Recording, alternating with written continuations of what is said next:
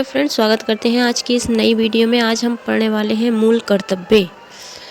संविधान का ये इम्पोर्टेंट टॉपिक है, यहाँ से कई क्वेश्चन भी पूछे जाते हैं। तो देखते हैं। भारतीय संविधान में भाग 4 के का के तहत अनुच्छेद 51 के का जोड़कर इसके अंतर्गत नागरिकों के मूल कर्तव्यों को 42वें संविधान संशोधन 1976 द्वारा शामिल किया गया था, जो कि स्वर्ण सिंह समिति की संतुतियों पर आधारित था। ठीक है, बहुत अच्छे से पढ़ने हैं। नोट्स यहाँ से बनाते रहेंगे क्योंकि अभी वैकेंसी आई नहीं है। जब आएंगी तो हमारे पास प्रॉपर नोट्स होने चाहिए, बस वहीं से हम तैयारी कर सकते हैं। ठीक है, भारतीय संविधान का भाग 4 के ए मौलिक कर्तव्य से संबंधित है। भारतीय संविधान का अनुच्छेद 51 का ए मौलिक कर्तव्य से संबंधित है। ये क्वेश्चन ये आया हुआ है, इसलिए 2 बार दे रखा है। ठीक है, तो यहाँ से आप 2 बार जो होता है वो यहाँ पे देखो, ये 2024 में ये 2021 में आया हुआ है। ठीक है, तो यहाँ पे देखो 21 में 24 नवंबर को आया है और यहाँ पे जो है 2021 में जो है 25 नवंबर को भी आया है, इसलिए 2 बार दे रखा है। तो यह आप अंदाज़ा लगा सकते हो कि ये कितना इम्पोर्टेंट है। ठीक है, मौलिक कर्तव्य केवल नागरिकों पर लागू होते हैं। मौलिक कर्तव्य अदालत में विचार योग्य नहीं होते हैं जब इनका उल्लंघन किया जाता है। इसके द्वारा भारतीय नागरिकों के लिए मूलतः 10 मौलिक कर्तव्य संविधान में जोड़े गए थे। भारतीय संविधान में 10 मौलिक कर्तव्यों को 1976 में जोड़ा गया था। वर्तमान में मूल कर्तव्यों की संख्या 86वें संविधान संशोधन 2002 के पश्चात 11 हैं। ठीक है, वर्तमान में जो है मूल कर्तव्य जो है 11 हैं, ध्यान रखेंगे। 86वें संशोधन द्वारा ये एक और बढ़ाया गया था। मौलिक कर्तव्य को भारतीय संविधान में 42वें संवैधानिक संशोधन अधिनियम के हिस्से के रूप में जोड़ा गया। भारतीय संविधान में वर्तमान में 11 मूल कर्तव्य दिए गए हैं। हमारी मिलीजुली संस्कृति के समृद्ध विरासत को संरक्षित करना एवं महत्व प्रदान करना मौलिक कर्तव्य है। यह अनुच्छेद 51 के क के चा के तहत शामिल किया गया है। भारत के प्रत्येक नागरिक का कर्तव्य होगा प्रकृति पर्यावरण का संरक्षण एवं सुधार। यह संविधान में मौलिक कर्तव्यों में शामिल किया गया है, जिसका वर्णन अनुच्छेद 51 के क की 6 में किया है। भारतीय संविधान के अनुच्छेद 51 के का 6 के तहत ही वन्यजीव संरक्षण भी शामिल है। ठीक है, संविधान के प्रति निष्ठावान रहना और उनके आदर्शों का सम्मान करना अनुच्छेद 51 के का के तहत मूल कर्तव्यों में शामिल है। मौलिक कर्तव्य भारत के मूल संविधान का हिस्सा नहीं था। भारतीय संविधान के मौलिक कर्तव्य के समावेशन के समय केंद्रीय विधि और न्याय मंत्री HR गोखले थे। भारतीय संविधान में 10 मौलिक कर्तव्यों के समावेशन के समय भारत की प्रधानमंत्री इंदिरा गांधी थी। ध्यान रखेंगे, जिस टाइम 10 मौलिक कर्तव्य थे उस टाइम की प्रधानमंत्री जो है इंदिरा गांधी थी। कुछ मौलिक कर्तव्य के क्रियान्वयन के लिए कानूनी प्रावधानों के अस्तित्व की पहचान वर्मा समिति ने की थी। अब देखो, यहाँ पे मौलिक कर्तव्य दे रखे हैं। ठीक है, मूल कर्तव्य या मौलिक कर्तव्य। पहला है भारतीय संविधान का पालन करें और उनके आदर्शों, संस्थाओं, राष्ट्रध्वज और राष्ट्रगान का आदर करें। दूसरा है स्वतंत्रता के लिए हमारे राष्ट्रीय आंदोलन को प्रेरित करने वाले उच्च आदर्शों को हृदय में संजोए रखें और उनका पालन करें। गा है भारत की संप्रभुता, एकता और अखंडता की रक्षा करें और उसे अक्षुण्ण रखें। आगे है देश की रक्षा करें और आह्वान किए जाने पर राष्ट्र की सेवा करें। भारत के सभी लोगों में समरसता और समान भ्रातृत्व भावना का निर्माण करें, जो धर्म, भाषा और प्रदेश या वर्ग पर आधारित सभी भेदभाव से परे हो। ऐसी प्रथाओं का त्याग करें जो स्त्रियों के सम्मान के विरुद्ध हैं। ध्यान रखेंगे, हमारी सामाजिक संस्कृति की गौरवशाली परंपरा का महत्व समझें और उनका परीक्षण करें। प्रकृति पर्यावरण की जिसके अंतर्गत वन, झील, नदी और वन्य जीव हैं, रक्षा करें और उनका संवर्धन करें तथा प्राणी मात्र के प्रति दया भाव रखें। वैज्ञानिक दृष्टिकोण, मानववाद और ज्ञान अर्जन तथा सुधार की भावना का विकास करें। सार्वजनिक संपत्ति को सुरक्षित रखें और हिंसा से दूर रहें। आगे है व्यक्तिगत और सामूहिक गतिविधियों के सभी क्षेत्रों में उत्कर्ष की ओर बढ़ने का सतत प्रयास करें, जिससे राष्ट्र नियंत्रण बढ़ते हुए प्रयत्न और उपलब्धि की नई ऊंचाइयों को छू ले। है जो माता पिता या संरक्षक है 6 वर्ष से 14 वर्ष तक की आयु वाले अपने यथास्थिति बालक या प्रतिपाल्य के लिए शिक्षा के अवसर प्रदान करें। आगे देखो संघीय कार्यपालिका एवं विधायिका। यहाँ से बहुत ही क्वेश्चन पूछे जाते हैं, तो यहाँ से अच्छे से नोट्स बना लेना। ठीक है। राष्ट्रीय सुरक्षा का दायित्व राष्ट्रपति के ऊपर है। अनुच्छेद 53 के वन के अनुसार संघ की कार्यपालिका शक्ति राष्ट्रपति में निहित होगी, जिसका प्रयोग वह इस संविधान के अनुसार स्वयं या अपने अधीनस्थ अधिकारियों के द्वारा करेगा। आगे देखेंगे।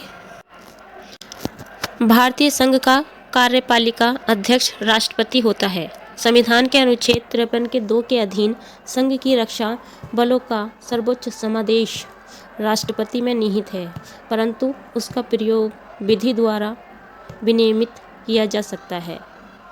भारत में राष्ट्रपति का निर्वाचन अनुपातिक प्रतिनिधित्व पद्धति के अनुसार एकल संक्रमणीय मत प्रणाली द्वारा होता है और ऐसे निर्वाचन में मतदान गुप्त होता है। राष्ट्रपति का निर्वाचन अप्रत्यक्ष निर्वाचन है, क्योंकि इसमें जनता सीधे भाग नहीं लेती है। संविधान का अनुच्छेद 54 राष्ट्रपति के निर्वाचन मंडल के सदस्यों का प्रावधान करता है। राष्ट्रपति के निर्वाचन मंडल में निम्नलिखित सदस्य होते हैं। पहला है संसद के दोनों सदनों के निर्वाचित सदस्य। दूसरा है राज्यों की विधानसभाओं के निर्वाचित सदस्य। तीसरा है दिल्ली और पांडुचेरी विधानसभाओं के निर्वाचित सदस्य। 70वें संविधान संशोधन 1992 द्वारा अंतः स्थापित राष्ट्रपति के चुनाव में राज्य विधानमंडल के उच्च सदन अर्थात विधान परिषद के सदस्य मतदान नहीं करते हैं। भारत के संविधान के अनुच्छेद 54 के अनुसार राष्ट्रपति का निर्वाचन ऐसे निर्वाचक गण के सदस्य करेंगे जिसमें पहला है संसद के दोनों सदनों के निर्वाचित सदस्य होंगे तथा दूसरा है राज्यों के विधानसभाओं के निर्वाचित सदस्य होंगे। भारतीय संविधान का अनुच्छेद 55 राष्ट्रपति चुनाव की प्रक्रिया से संबंधित है। अनुच्छेद 56 के वन के अनुसार राष्ट्रपति अपने पद ग्रहण के दिन से 5 वर्ष की अवधि तक पद धारण करता है। अनुच्छेद 56 के वन के क के अनुसार भारत का राष्ट्रपति अपना त्यागपत्र उपराष्ट्रपति को संबोधित करके देता है।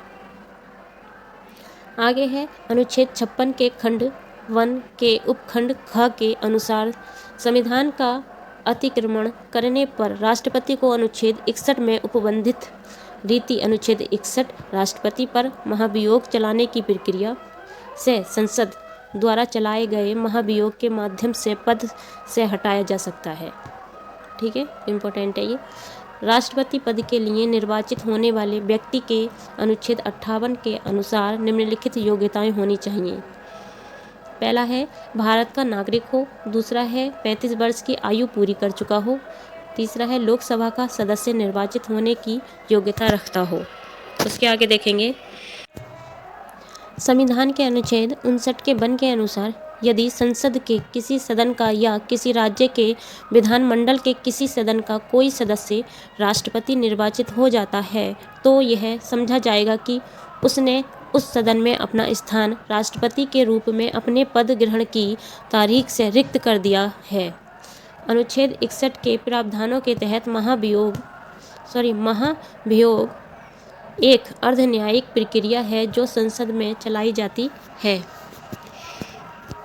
अनुच्छेद 61 के वन के अनुसार राष्ट्रपति पर महाभियोग का आरोप संसद का कोई सदन लगाएगा और खंड 3 के अनुसार दूसरा सदन उस आरोप का अन्वेषण करेगा या कराएगा और ऐसे अन्वेषण में स्वयं उपस्थित होने का अथवा अपना प्रतिनिधित्व कराने का राष्ट्रपति को अधिकार होगा। संविधान के अनुच्छेद 61 के 2 के अनुसार ऐसा कोई आरोप तब तक नहीं लगाया जाएगा जब तक कि ऐसा आरोप लगाने की प्रस्तावना किसी ऐसे संकल्प में अंतर्विष्ट नहीं है जो कम से कम 14 दिन की ऐसी लिखित सूचना के दिए जाने के पश्चात प्रस्तावित किया गया हो।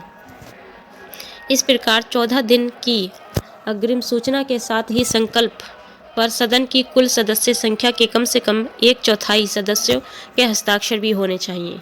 भारत के राष्ट्रपति को हटाने की प्रक्रिया संसद में महाभियोग है। अनुच्छेद 62 के 2 के अनुसार यदि मृत्यु, त्यागपत्र अथवा हटाए जाने की स्थिति में राष्ट्रपति का पद रिक्त हो तो ऐसी रिक्त को भरने के लिए निर्वाचन यथाशीघ्र और प्रत्येक दशा में 6 माह से पूर्व कराया जाएगा। अनुच्छेद 65 के तहत ऐसी रिक्ति की स्थिति में राष्ट्रपति के पद का कार्यभार उपराष्ट्रपति संभालेगा तथा यदि किन्हीं कारणों से उपराष्ट्रपति भी उपलब्ध नहीं है तो उच्चतम न्यायालय का मुख्य न्यायाधीश या उसके न रहने पर उसी न्यायालय का वरिष्ठतम न्यायाधीश जो उस समय उपलब्ध है राष्ट्रपति के कृत्यों को संपादित करेगा। राष्ट्रपति उत्तराधिकारी अधिनियम 1969। केंद्रीय सतर्कता आयुक्त की नियुक्ति भारत का राष्ट्रपति करता है। भाषाई अल्पसंख्यकों के विशेष अधिकारी की नियुक्ति भारत का राष्ट्रपति करता है। राष्ट्रपति के महाभियोग जैसे महत्वपूर्ण मामले से निपटने के लिए मूल प्रस्ताव एक स्वनिहित स्वतंत्र प्रस्ताव है। उपराष्ट्रपति अनुच्छेद 62 एवं 65 के तहत अधिकतम 6 महीने की अवधि तक राष्ट्रपति के रूप में कार्य कर सकते हैं। अनुच्छेद 64 तथा अनुच्छेद 89 के वन के अनुसार उपराष्ट्रपति राज्यसभा का पदेन सभापति होता है। अनुच्छेद 66 भारत के उपराष्ट्रपति के चुनाव से संबंधित है। भारत का उपराष्ट्रपति निर्वाचित होने का पात्र तभी होगा जब वह एक भारत का नागरिक हो। पहला है भारत का नागरिक हो, दूसरा है 35 वर्ष की आयु पूरी कर चुका हो, तीसरा है राज्यसभा का सदस्य निर्वाचित होने के लिए अर्ह हो। अनुच्छेद 66 के अनुसार उपराष्ट्रपति का निर्वाचन संसद के दोनों सदनों के सभी सदस्यों से मिलकर बनने वाले निर्वाचक गण के द्वारा अनुपातिक प्रतिनिधित्व पद्धति से एकल संक्रमणीय मत द्वारा होता है। भारत के उपराष्ट्रपति का चुनाव करने वाले निर्वाचक मंडल में संसद के दोनों सदनों के निर्वाचित तथा मनोनीत सभी सदस्य शामिल होते हैं। भारत के उपराष्ट्रपति को पद की शपथ भारत का राष्ट्रपति दिलाता है। राष्ट्रपति या उपराष्ट्रपति के निर्वाचन से उत्पन्न सभी विवादों की जांच और विनिश्चय उच्चतम न्यायालय द्वारा किया जाएगा। अनुच्छेद 71 में उपराष्ट्रपति को हटाने का प्रस्ताव केवल राज्यसभा में पेश किया जा सकता है। भारत के उच्चतम न्यायालय के पास राष्ट्रपति और उपराष्ट्रपति के चुनाव के विवादों का निर्णय लेने का मूल, अन्य और अंतिम अधिकार होता है। सरकार को जनता का पैसा खर्च करने का अधिकार राष्ट्रपति देता है।